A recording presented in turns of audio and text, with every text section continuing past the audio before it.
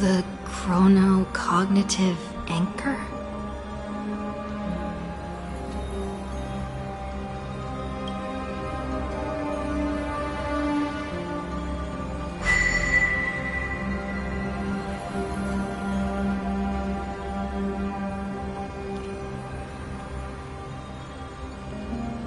There's so much I wanted to say for our reunion.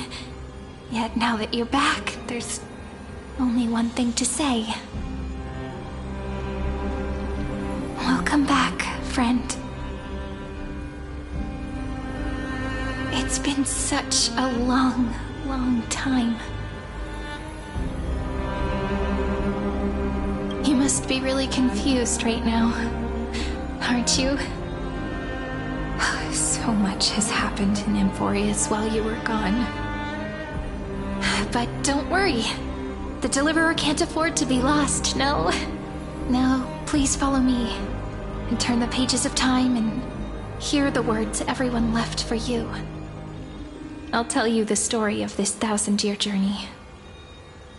That way, it won't just be my memories alone. Cyrene can't hear me?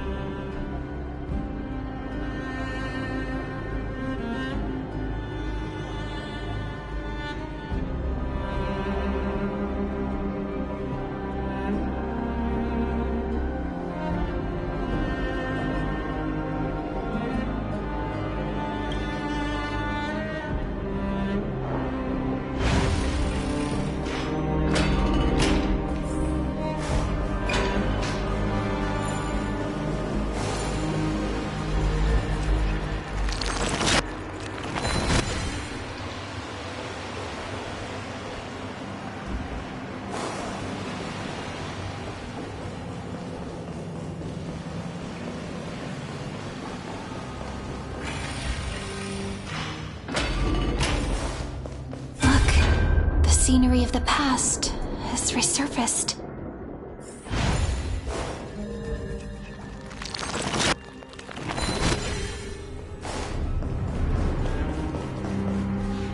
Time flies. 200 years have passed since the Deliverer's fall.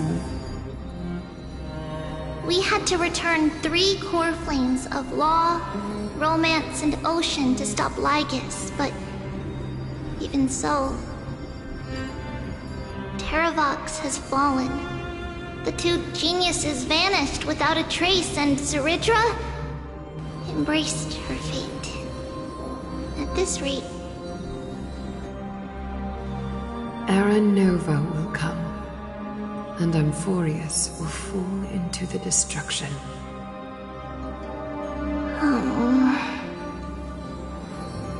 It seems the key to rewriting the end once again lies in the core flame of world-bearing.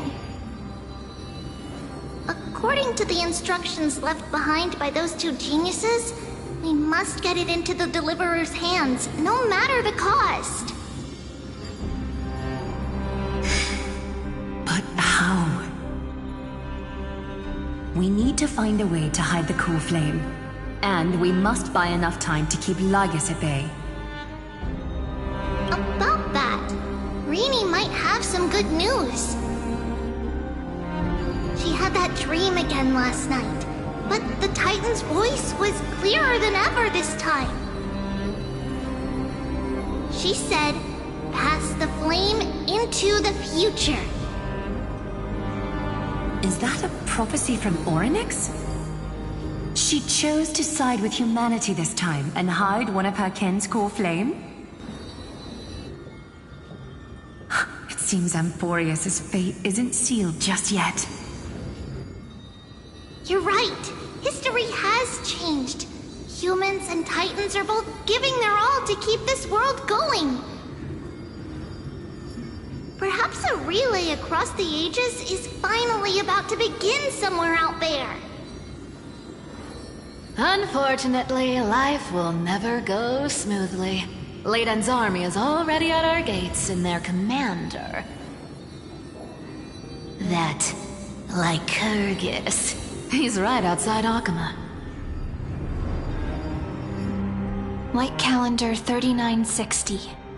Saridra, under the pretense of a campaign against Fagusa, sacrificed 500 Chrysos heirs to complete the trial of law. This tragedy shook everyone in Amphorius. That same year, Saridra the Imperator was assassinated, after which Aglaya the Goldweaver took command.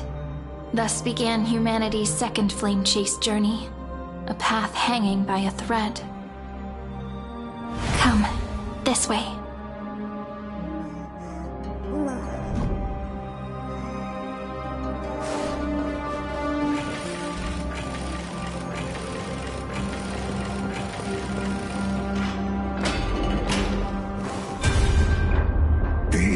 Eternal. The Memorial Palace lies in ruins. Countless mortals have perished because of your stubborn resistance. It's time you learned the cost of refusal. Now, answer my question again. Where is Kefali's core flame?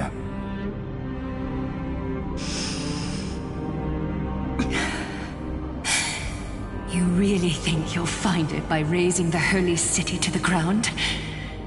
From what I see, all you'll get is dust and disappointment. Don't forget, you can't kill the Chrysos heirs mentioned in the prophecy because of law. I have never denied that. Which is why I now place my hope in the faithful citizens of Akama. Perhaps they'll give me what I seek in the echo of your screams. Now then, I'll be cutting open your chests and using your scalding golden blood to baptize the masses. Allow me to apologize in advance. We shall start with you, blind and foolish Lady Goldweaver. Leave this to me, Lady Aglaya. You must get away now.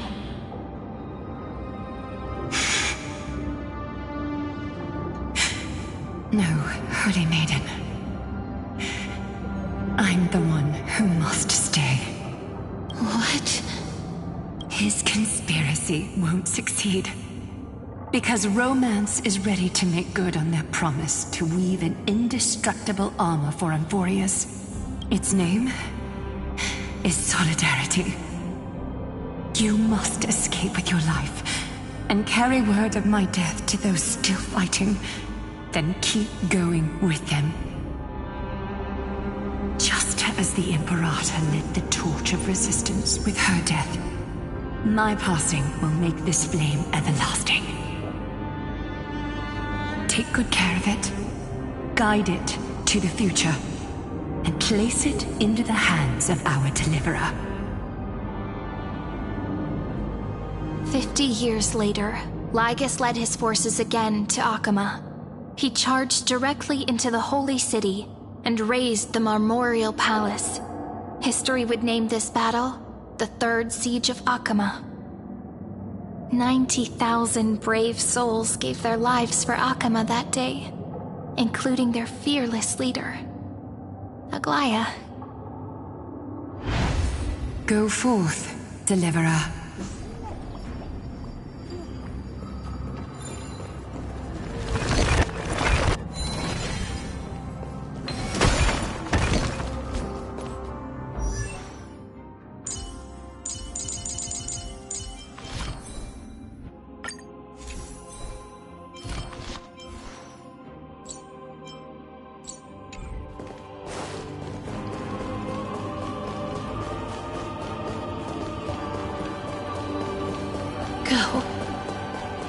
When the frost melts and the... So what you're saying is... Princess Homebuddy is never coming back, is she?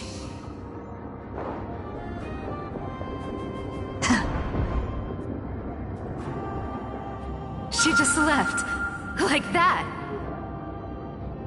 Since Cass has made up her mind, we can't let her resolve be in vain. But... between staying in Akama and going to Styxia, what difference does it make when it's death either way?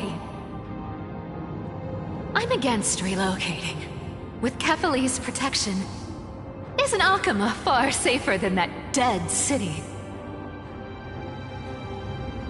Cass's plan doesn't involve any relocation at all. Huh? Like you said, Akama is humanity's refuge. We never intended to get everyone moving to Styxia. It's just on Cass, Hyceelans, and me to prepare the final trump card for the Deliverer. Wait, what kind of trump card needs all three of you demigods to throw yourselves away? We must lay down the path to the future so when the Deliverer returns, they'll have a clear road to reach the location of Aaron Nova.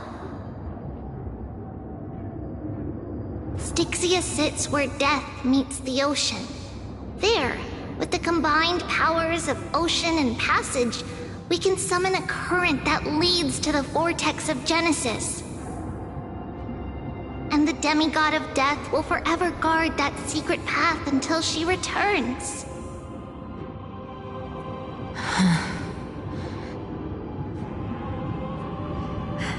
We all know Lygus will set his sights on the vortex of Genesis.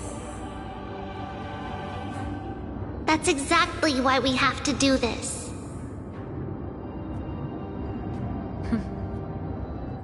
Guess I underestimated Idonia's Maiden of War. She's got way more steel than I thought. And Cypher, we need you to head to Castrum Kremnos as soon as possible. By any means necessary, forge an alliance with Strife. The prophesized Crown Prince has already been born. He shall become the new defender of Akama, protecting this land after we leave. You don't need to worry about that. I just came back from Castrum Kremnos. Only a step ahead of the news. Treeby, something's flying towards Akama, and it's really fast.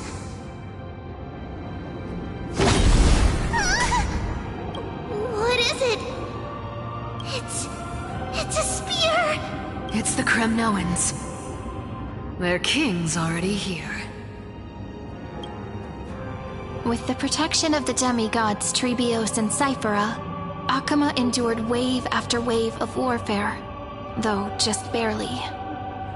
Castorus chose Styxia as the last resort, and completed the trial of death, causing the stagnant waters in the River of Souls to recede. Soon after, Trebios departed on a long journey. That same year, the Kremnoan king Euripon, along with his son, Prince Midamos, joined the Alliance to safeguard the Holy City in the Battle of Deliverance.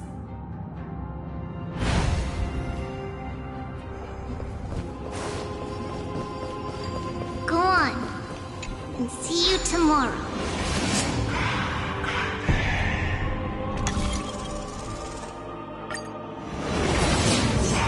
Breaking me apart buys this world even one more second. And so be it.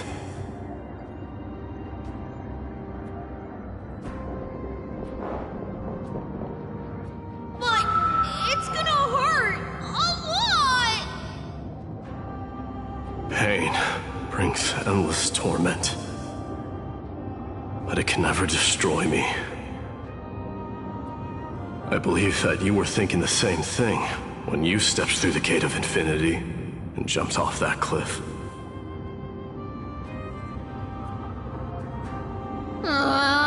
Can't argue with that. In the current situation, this is the only path Akama has left. Just do as I say. Split my soul into 5 pieces. Forge me an immortal vessel. Let the blade of strife hang forever overhead. Locked in battle with their enemies to the world's bitter end.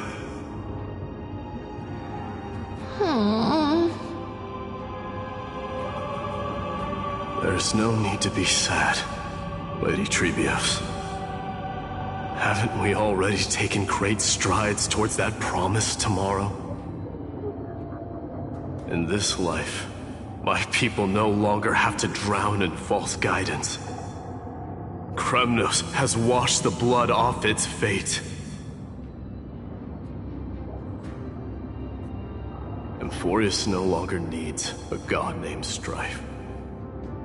So let me shatter the former laws and turn the Lance of Fury back into a weapon that protects the world.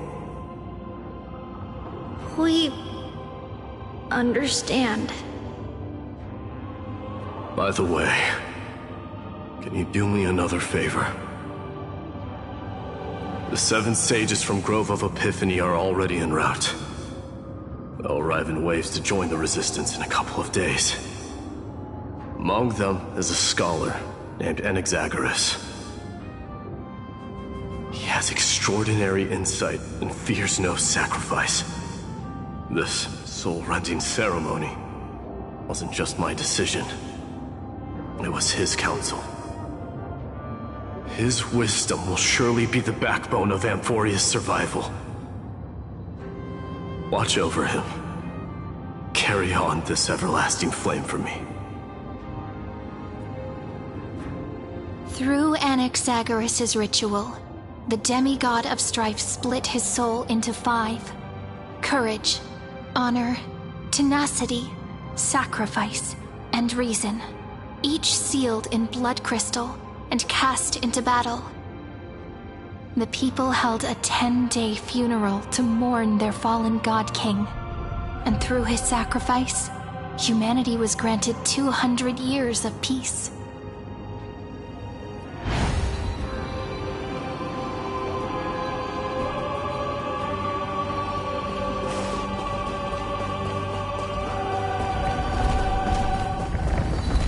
Keep moving forward. My blood will pave the road ahead for you. Keep moving forward, little Gray. See you tomorrow.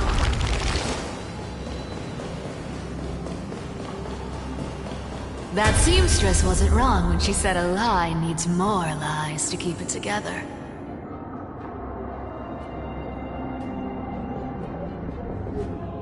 Reason and trickery. Never thought we'd be the pair to finish this final setup. Can't catch that Tin Man without your little slides. Besides, this is our last shot. Not the time to be picky, right? Don't oversimplify it. Lygus just found out Akima's been an empty shell for the past 50 years. He's bound to be furious. At this rate, he could have done anything. That's exactly what we want. Rage blinds even the brightest minds. Doesn't matter how much of a genius he is, the principle still holds. Once he storms into the council and confronts me head on. You trigger your alchemy with a boom and turn him into a caged beast. Easier said than done. You still have to pass yourself off as the deliverer without anyone catching on.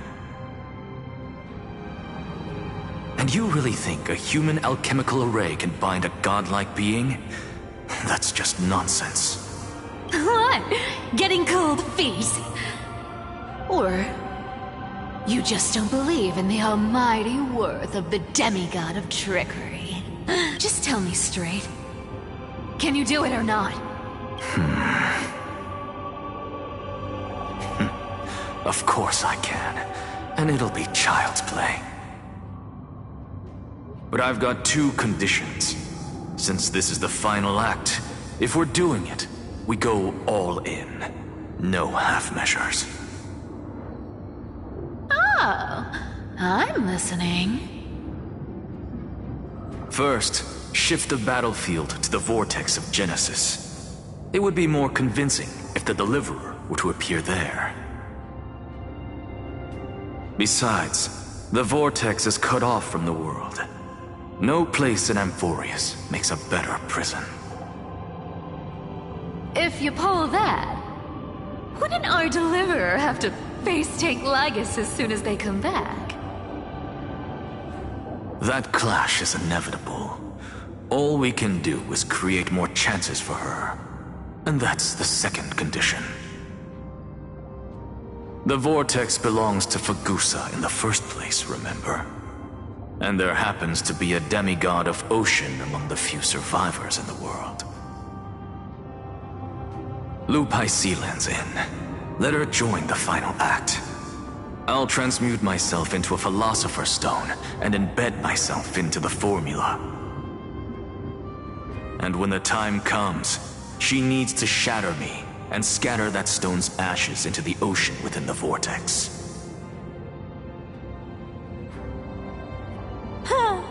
I guess people weren't wrong when they said you're insane, Grove Boy. I've got no idea how to outwit a reclusive genius. But making an anti-Catheran suffer? The demigod of reason has 10,000 ways to do just that. And what I just mentioned was one of them. So what exactly does your formula do? Now that would spoil the climax, wouldn't it? By now, Hyacinth must have completed the Sky People's ritual. Since that Theoros loves a good performance as much as I do, let's make sure he enjoys our show to the fullest. As for how the Deliverer will complete the Era Nova, well, that will no longer be our concern. It was the last battle known to the world, initiated by two demigods least suited for war. In the end, reason and trickery kept their word. At the cost of their lives, they sealed Lygus within the vortex of Genesis, where he remains to this day.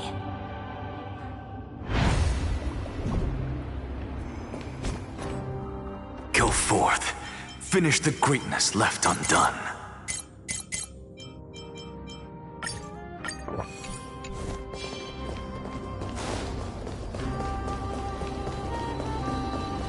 Quit overthinking! Just run! Keep running, and that'll be enough. Irie? It's dead quiet here. Akama will stand eternal.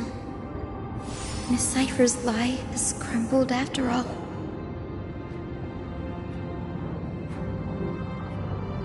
But it's all right, because all of us have fulfilled our purpose by now.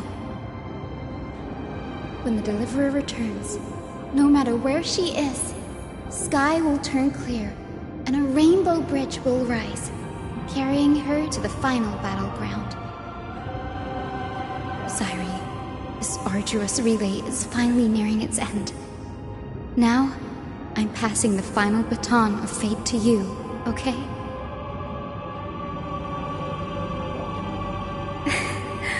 No, that's not quite right.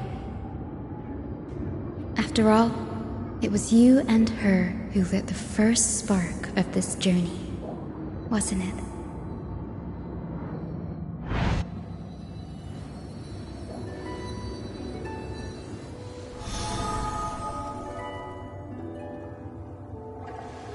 I'll tell you the story of this 1,000-year journey.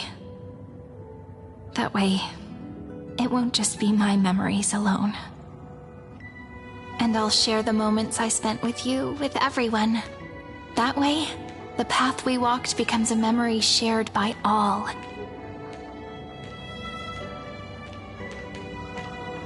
People will know that there's nothing left to chase. Amphorius has already welcomed the dawn foretold in prophecy. Just like I said, this won't be harder than the last time. Right?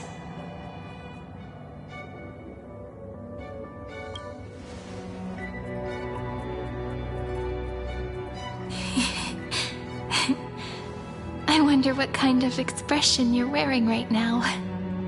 Probably the same as always. Calm, resolute, and brimming with confidence. If I have the chance, I'd love to see it again. Because it's really been far too long since we parted.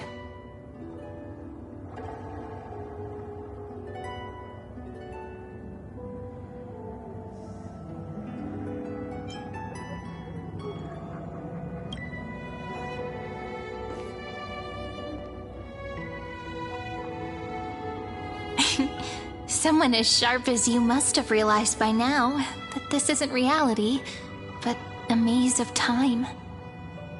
As the last link in the relay, I will return to the Temple of the Three Fates, tell Orynyx all of our stories, and bottle every page we've written into the little flask of memories. And then, may it set sail in peace, drift down the river of time along with the core flame of world-bearing, reach your side, and lead you back to Amphorius. Just like the first time we met, right? Even though this cycle has no demigod of time, time has always stood on humanity's side. This is the only way to make sure that the Era Nova won't happen before you return. And the only way I can safely entrust the completed final flame chase journey to the Deliverer's heart.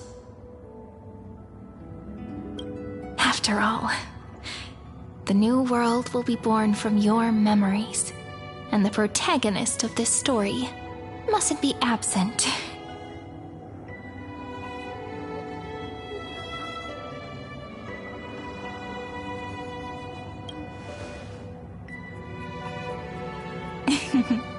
I believe you will never let us down, just like always. Do you remember when Finan sent us back to the beginning? When you and I got separated? But in the end, I returned to you, carrying all that we've been through. That's what memory is. It may wear down and fade in the river of time, but it never truly leaves. When that hidden corner of the heart is stirred, the past returns even more beautiful than before.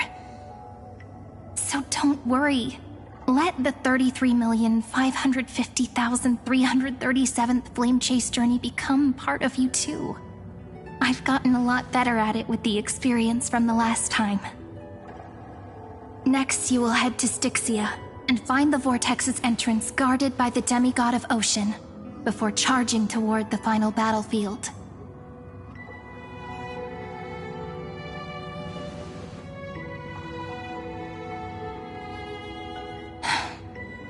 Don't worry. I'll be with you. All of us will. Even Finan. We'll stand with the Deliverer.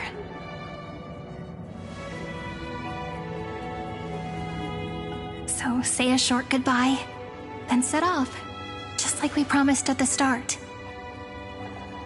Toss away all unnecessary worries and troubles, and bring our smiles and determination into tomorrow.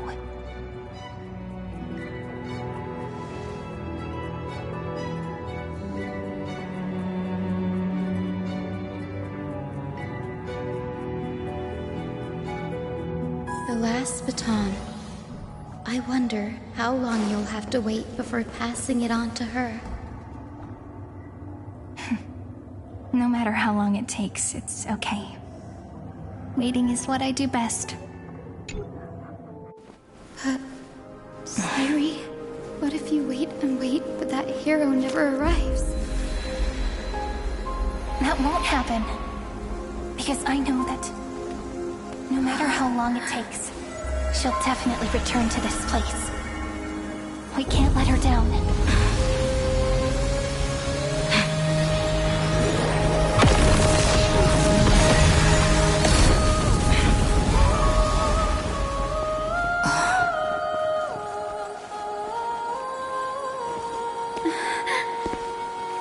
Sky shall rain rays of dawn for you. May romance be with you on your journey. And reason grant you enlightenment. Let strife bestow you with inspiration. Trickery ensure your success. Allow death to protect your soul. And at last, let passage point the way forward. Well, time will remember the Trailblazer's journey.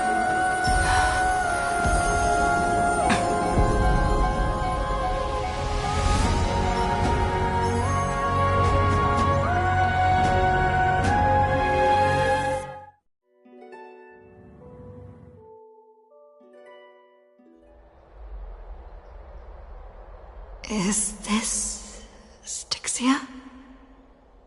What happened to this place? I need to find the entrance of the vortex, guarded by the demigod of Ocean. High Sealens. Is she still there? Long time no see, Trailblazer. Generation after generation of Chrysos heir heroes have tried to defy fate with their blood and tears, either voluntarily shattering their souls or waiting in eternal solitude. But alas, fate can never be defeated.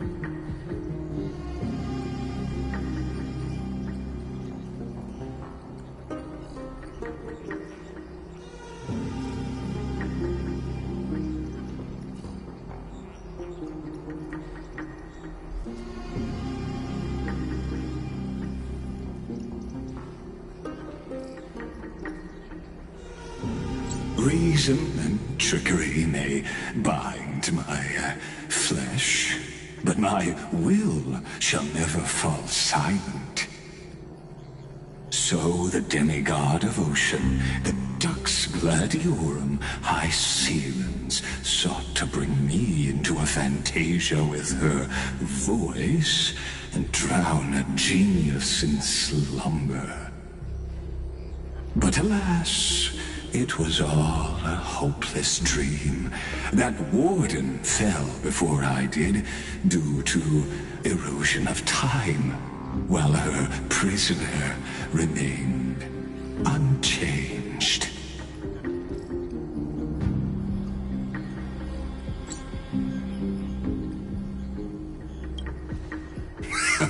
True, I can't leave this place, but what of it? You should have heard of this fable. In a shadowed cave lived a people, imprisoned from childhood, and chained so that their legs and necks are fixed, forcing them not to look around at the cave, each other, or themselves. Behind them is a fire, and before them loomed the stone wall of the cave. The flames cast shadows, while the rocky surface threw back echoes. To them, that false play is the whole world.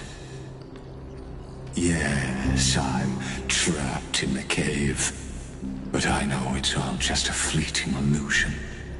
I don't struggle in dreams. I wait. And now, my deliverer has come to defeat me and save this world that never owed you anything. Oh, you'll need to awaken the singer here and unseal the prison called Vortex of Genesis. You'll be the one to unshackle me and bring the cave crashing down. Of course, I don't mind waiting a little longer. Let me guide you through this next illusion. One last memory from that prison warden. I hope you'll watch the stories of this fantasia closely. Logically, the deliverer must see the world for what it truly is. Emotionally, this memory captures the fate of everyone in Emphorius better than anything else. Only by feeling it for yourself can you understand my point of view. The meaning of destruction.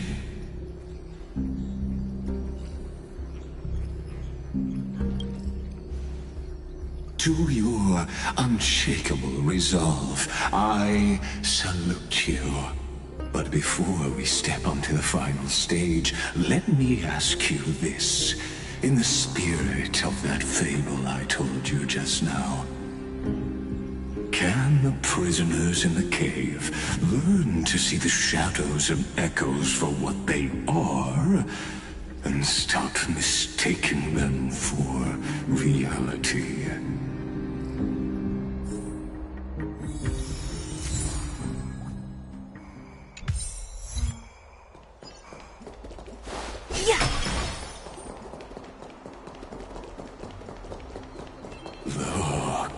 Fire projects the face from her memories. An actress upon the stage of this play. The dark tides flood the sea, and our kingdom teeters on the edge. Fear not. Our queen has gone to the borderlands. She'll quell this calamity herself. This is the scene when the Chrysosaur of Ocean was born. She was once of a Titankin race named Sea Sirens. At that time, Kozlana had suppressed the Black Tide's rise, but he was unable to remove Iron Tomb from its roots. The Black Tide still roiled in the depths of the world. and the kingdom of sea sirens was the first to face the destruction head-on. Listen, I heard Electra's voice. She's calling to us. Let's go. Her voice carries the Queen's command.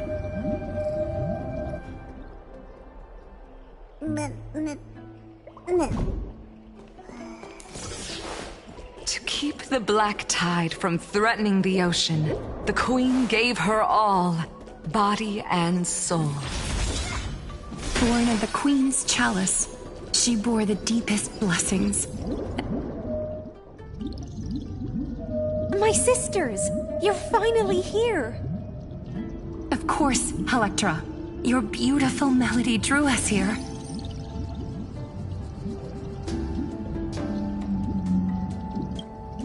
Her true name is Electra. This is a reflection of her former self, clinging to the past with aching defiance. The Queen summons us. She must be near exhaustion. The black tide will soon enter our borders. Then what do we do? Will our seas fall to darkness and terror as well? Don't worry. We shall lift the chalice in her stead to catch the black tide, and stand together to safeguard our realm and its people. Such tiny titankins, thinking they can stop the tide of truth. How naive. And that naivete is the root of all suffering.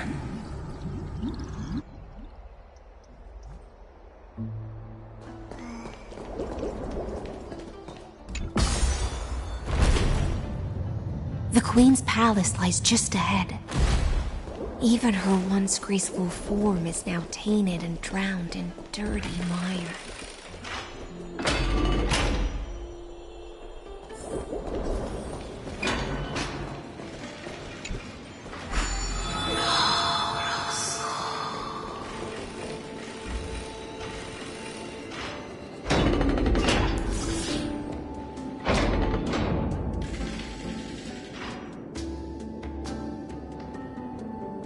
Oh, Fagusa, our noble queen, we've come at your call.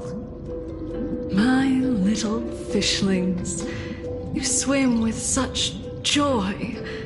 It pains me to speak of the kingdom's sorrow.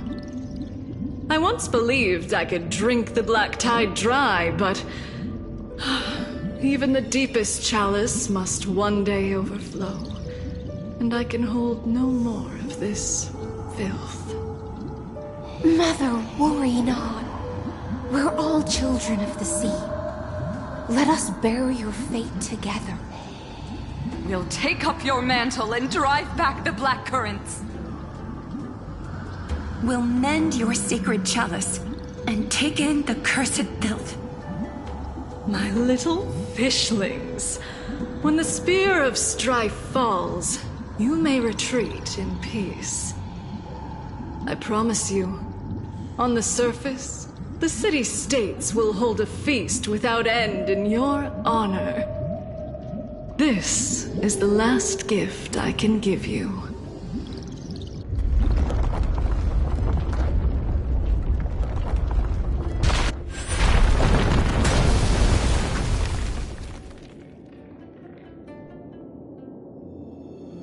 Fagusa sank into the abyss.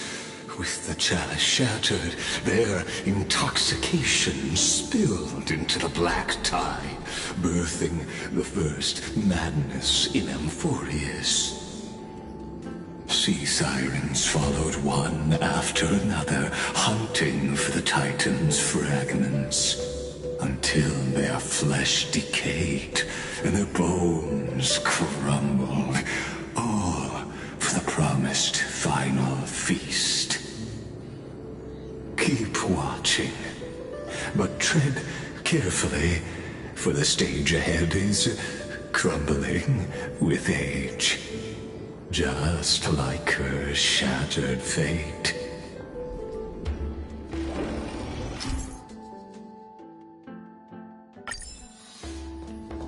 Clinging to the past only blocks the road forward. Why not let time build a bridge to the future?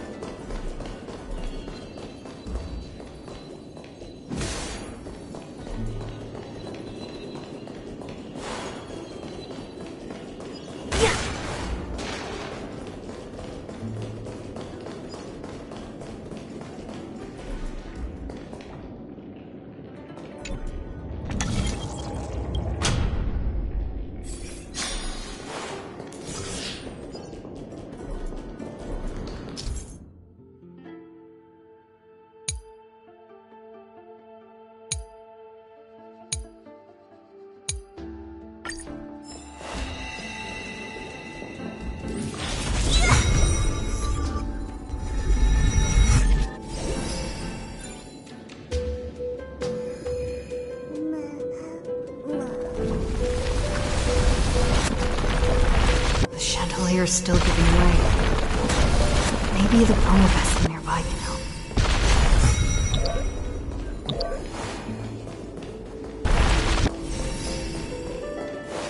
Your wisdom far surpasses even the bounds of reason, Hugo.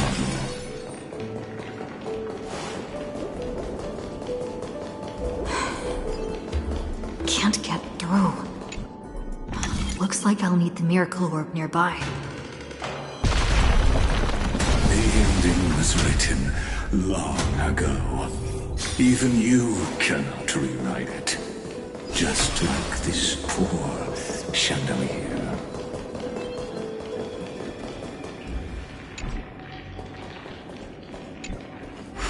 Electra! The fiends have gnawed my tail. I can no longer swim to the far seas. Electra! The black sludge has soaked my fins. I can't dance with you anymore. Sisters, don't give up. Remember the Queen's promise of a feast in the city called Styxia. I haven't forgotten. It visits me in dreams every night. I dreamed of a shining city, its lights piercing the deep gloom of the seabed. I dreamed of children placing garlands on our bone holes, and poets praising the sea sirens for shielding the world. But what a shame. We can go no further. Please, sing to the humans for us. Sing of the deep sea's legend in our place.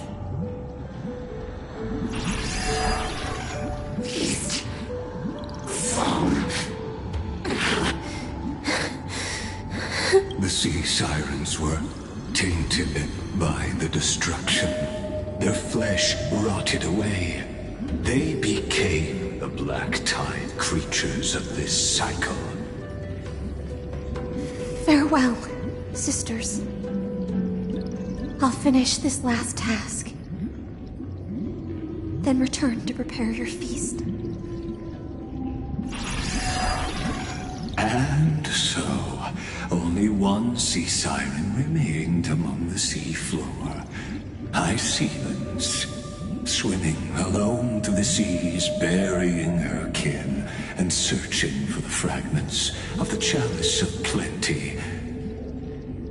Though most of that journey was in vain, why not use the power of time to leap ahead toward the journey's end?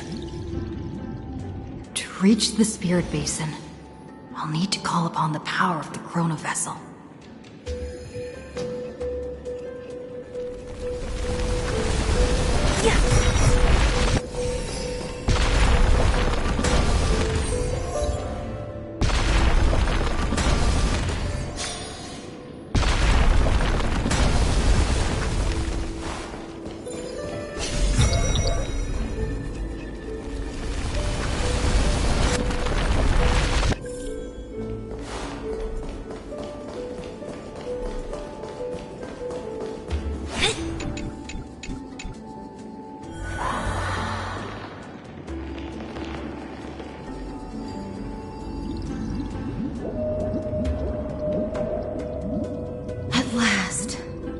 The Chalice of Plenty is whole again.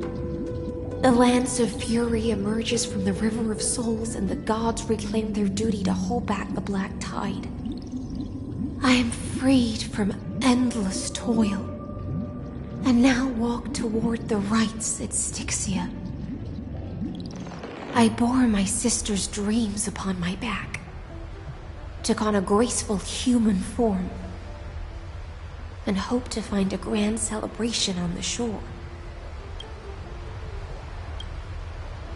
My fins became legs, my scales became skin, and the sea foam on my body became a shimmering gown. But when I stepped onto land, there were no festivals with honey brew, nor poets plucking harps. Only silent death, drifting gently along the River of Souls. When she fulfilled her wish, she only found Styxia to have already repeated the mistakes of previous cycles, and was swallowed by death. Hopes and promises are nothing but the foam of dreams. I am a sea siren, a vessel born to contain the tides. Now that my task is done, and the promise is broken, how am I to go on in a world drowned in shadow? Fagusa, my noble queen. She evaded my questions with drunken stupor.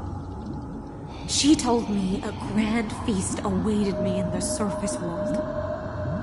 So I wandered lost, groping through the dark. The feast she spoke of, where is it? Lonely Blade, I shall grant you everything you seek. Want to spar?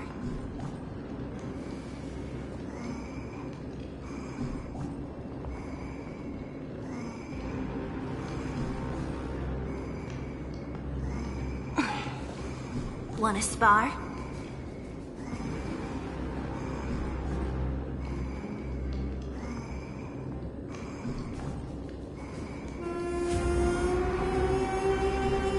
Huh?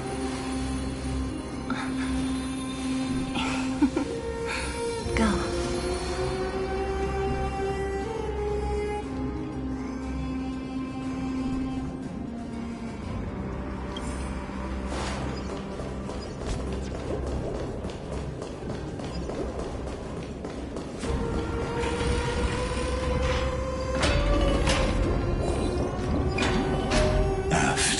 Wandering the surface for ages, the lost sea siren met her future conspirator.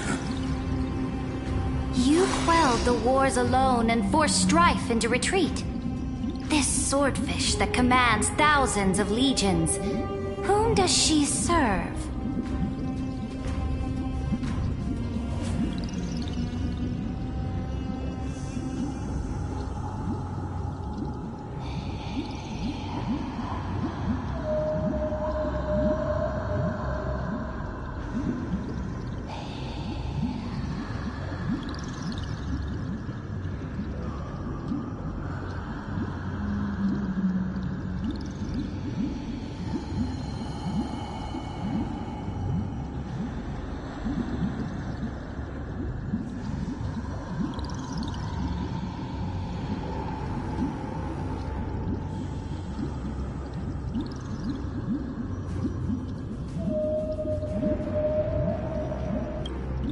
Yes, Seridra, long before she became the Imperator, was already burning with ambition. Sovereign who follows prophecy. I am no one's sword. I am just a wandering fish, seeking clarity through bloodshed. Then how about letting the sword dance for me? And letting the violin sing in my name? Tell me, what is it you seek? All I want is a feast where I might belong. Such a demand is trivial with the Sovereign's authority. I'll grant you a banquet worthy of conquest and comrades to toast beside you. But Knight, you must offer me your heart. My heart? Yes, a loyal heart that will generate no betrayal. You were deceived by gods and drowned in the ocean's darkness. But now, I will lead you forward and be your light. So be it, noble monarch. The law you proclaim shall govern my every breath. So be it, noble monarch. I am simply becoming someone else's vessel once again, and accepting a duty given to me. And thus, in her hollow drift, she finally found a new purpose, like sunlight piercing the deepest trench.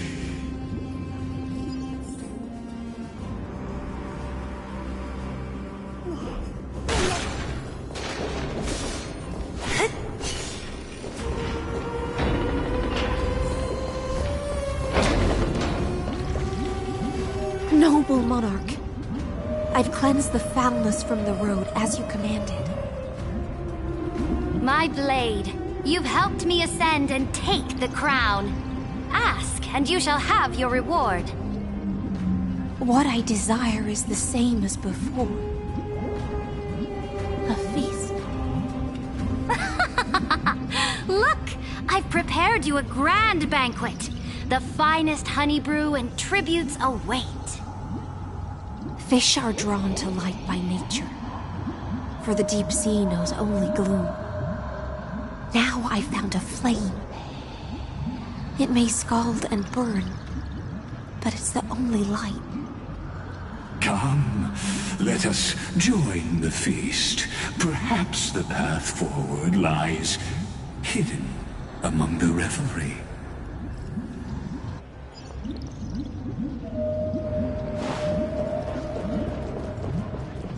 Have you heard that the Imperator's about to begin a new campaign? Her glory will no longer be...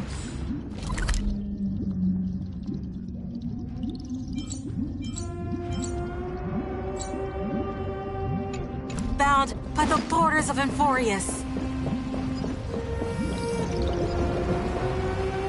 My faithful subjects, tonight's feast is not just for the past. It's a toast to the future! Born from our golden blood is an unstoppable colossus. Our iron beast to trample the universe! Great monarch. I've heard the universe teems with great threats. Can we truly remain invincible? Fear not. Before the troops of the destruction, such rabble is no more than cosmic dust. Surely there's a planet draped in oceans out there in the stars. Once I claim it, it shall be yours to rule. And to the rest, your triumphs will not go unrewarded. I promise you a new age, free of fear. Now, raise your cups to our conquest among the Sea of Stars! Sea of Stars! Sea of Stars! Conquest among the Sea of Stars. What a grand vision. Yet, to the Siren Knight, only feasts still stir her heart. Come now, join me. Witness the end of this futile dream. Where's the way out of this illusion?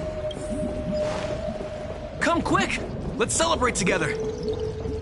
I've saved the finest Noble knight, you are truly a blazing spark. It is my honor to share this banquet with you. Noble knight, you have earned victory with your blade. And you have every reason to revel in this moment of triumph. Let me pour you a glass of honey brew. Noble knight, with the sovereign now enthroned, this triumph is yours as much as hers. Let me raise a toast to you. Noble knight, your strength is boundless. Lead us to conquer the universe, and let us toast to that vow! Then drink we shall.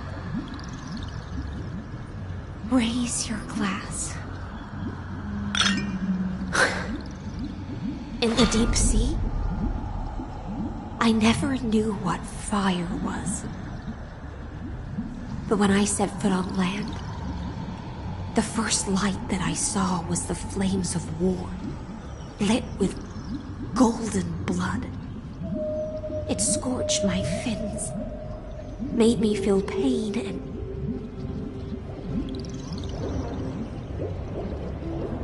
ignited an unprecedented hunger. A hunger that flickers in every hero's heart. So bright, yet so blinding. Look! The monarch herself has taken her seat! Hear that? The court sings her praises! Come! One eye of hers sees glory, the other sees corpses. And yet, she cherishes the name of glory more than fear and death. As they say, the coward died 1,000 times before his end.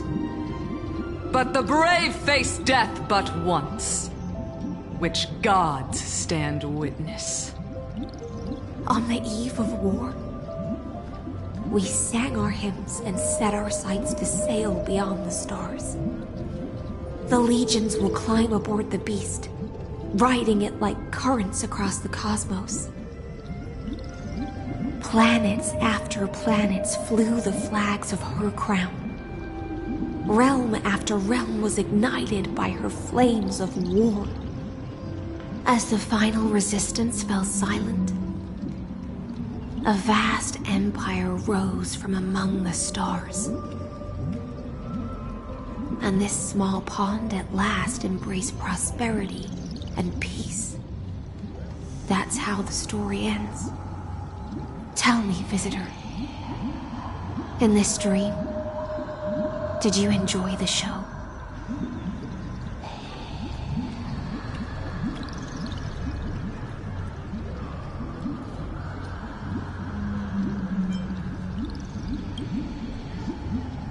Yes. Just fake bubbles glinting on the surface of poured wine. It's time for me to wake up from this drunken dream.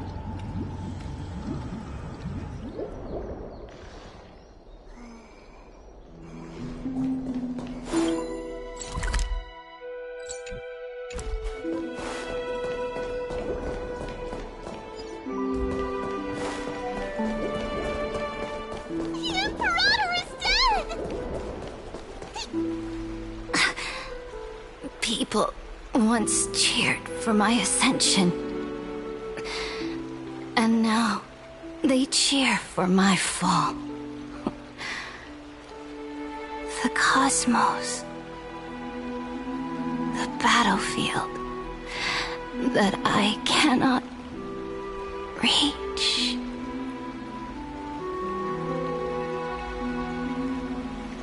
Before the Sovereign's conquest reached its end, her life and ambition had already been swallowed by the deep sea. This is the true ending. Her grand designs torn apart by the blade. Her regal robes soaked in golden blood. And the one who struck her down? The one who struck her down was her most loyal gladius.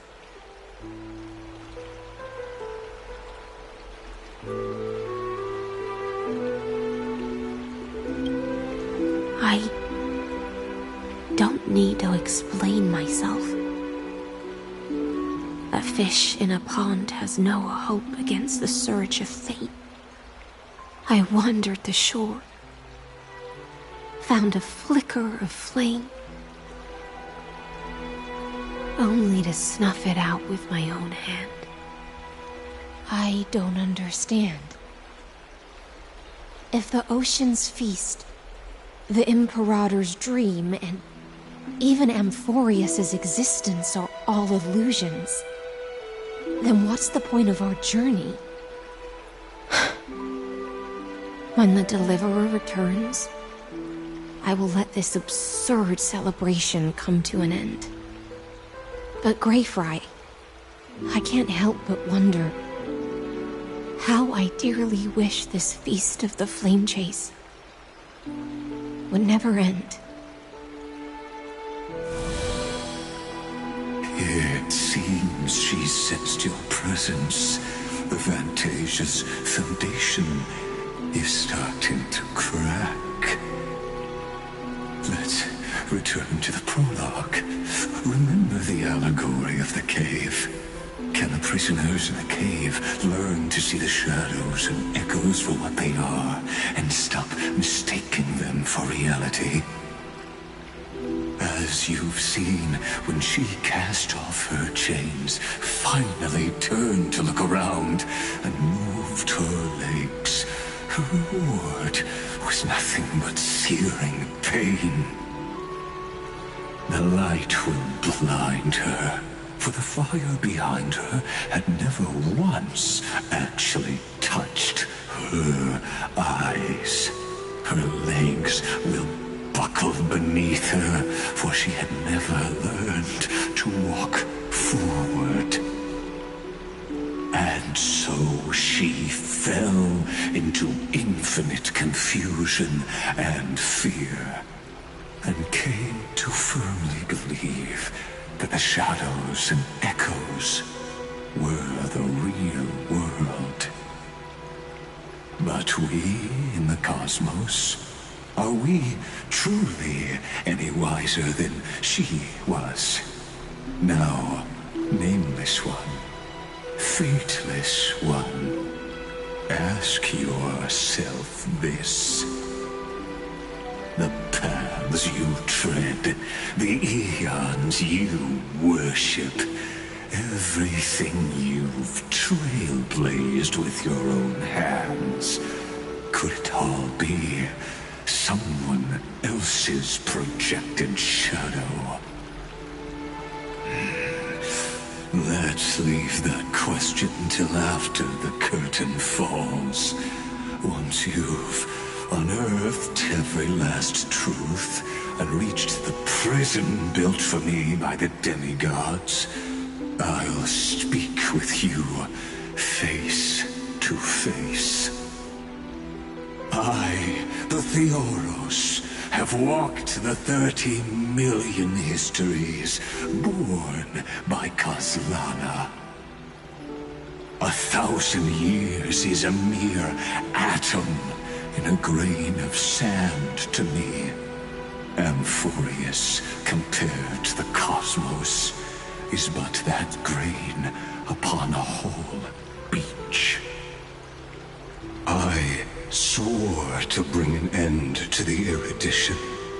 Would I really let a single grain grind down my mind?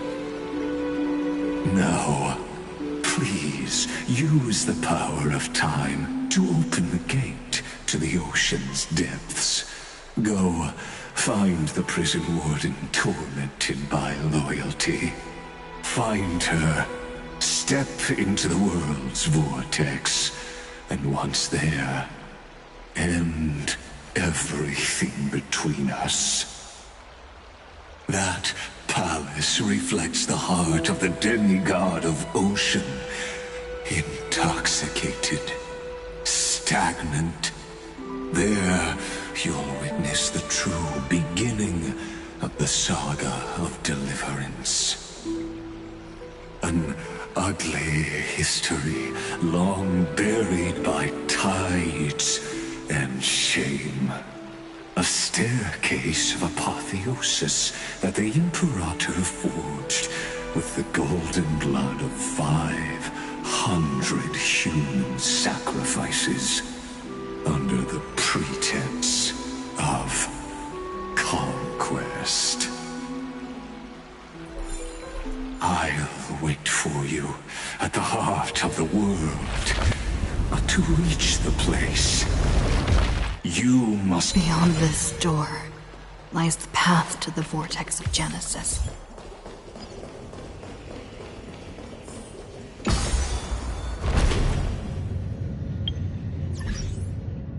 Now step away from this false banquet. And then onto that bloody stage.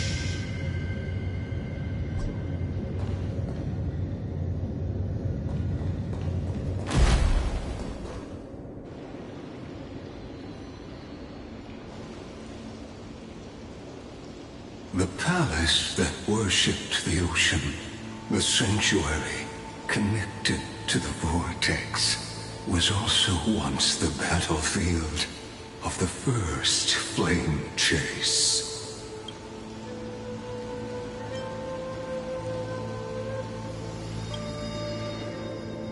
Her exuberant song halted the passage of time in this place, imprisoning my body and shielding my soul from deterioration. All just to await your return. The twisted time and space reflect her confusion.